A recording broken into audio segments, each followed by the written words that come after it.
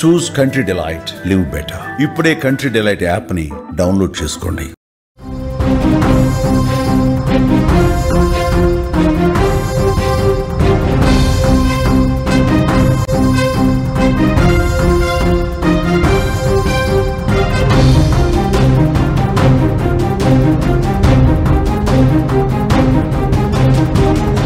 మూసీ వరదల్లో యువకుడు గల్లంతైనట్లుగా తెలుస్తోంది. తొలుత చెట్టును పట్టుకొని కాపాడాలంటూ కూడా ఆ యువకుడు ఆర్తనాదాలు చేశాడు. పోలీసులకు స్థానికులు సమాచారం ఇచ్చారు.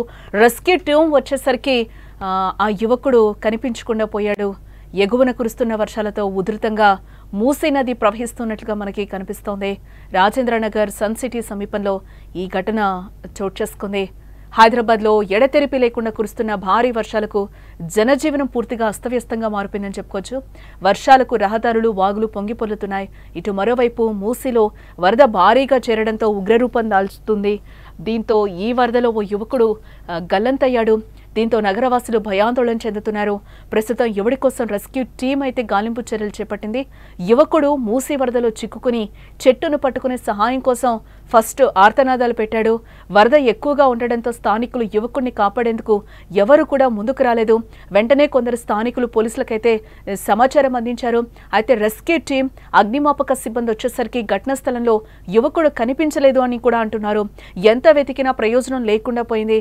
దీంతో యువకుడి జాడ కోసం రెస్క్యూ టీం అలాగే అగ్నిమాపక సిబ్బంది కూడా రంగంలోకి దిగి గాలింపు చర్యలనైతే చేపట్టారు. ఎగువన కురుస్తున్న వర్షాలతో మూసీ నది ఉధృతంగా ప్రవహిస్తోంది.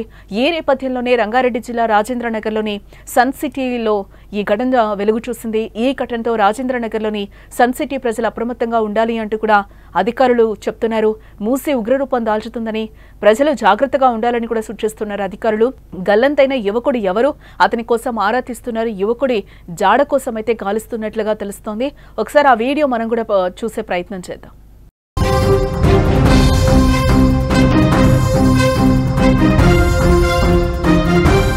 ఇకపోతే నిన్న తెలంగాణ వ్యాప్తంగా కుండపోత వర్షం కురుస్తుంది. హైదరాబాద్ సహా పలు జిల్లాల్లో భారీ వర్షపాతం నమోదైంది. చెరువులు, వాగులు, వంకలు పొంగిపొల్లడంతో రాకపోకలు స్తంభించాయి. జిల్లాల వారీగా చాలా చోట్ల రోడ్లు, కాలనీలపైకి వరద నీరు చేరడంతో జనజీవనం అతలకుతలమైంది. ఇంకా 5 రోజుల పాటు భారీ వర్షాలకు తోడు అతి భారీ వర్షాలు పడతాయని వాతావరణ శాఖ హెచ్చరించింది.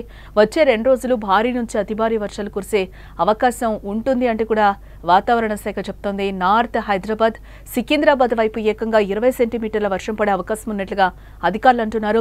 ఇవాళ రేపు కూడా నగరంలో భారీ వర్ష సూచన నమోదైంది. జీహెచ్ఎంసీ, జలమండలి, విద్యుత్, హైడ్రో లాంటి సిబ్బంది అన్ని వర్గాల వారికి సెలవులను రద్దు చేస్తూ కమిషనర్ కర్ణన్ అలాగే కలెక్టర్ హరిచందన్ కూడా ఆదేశాలు జారీ చేయడం జరిగింది.